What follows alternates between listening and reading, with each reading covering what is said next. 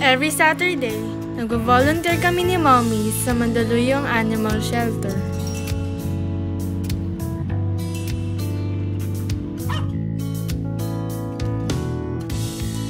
Dati po, hindi pa po kami nag-volunteer.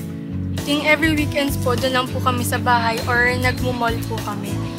Tapos ngayon po, every weekends po, nandun po kami lagi sa shelter.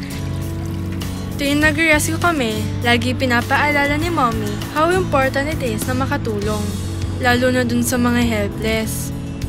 Paglaki niya, magiging compassionate siya, hindi lang sa mga animals, kundi sa mga tao din.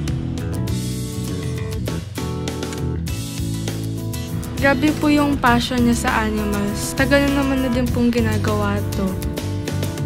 So this Mother's Day, isusurprise ko si Mommy.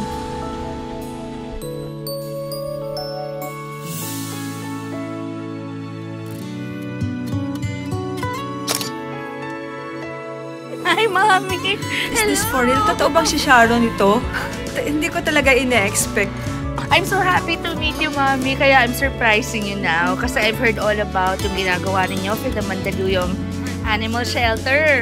So, hindi lang kayo yung babies niya, di ba? Pati the dogs there. And, grabe, Mommy. Nakakabilib talaga.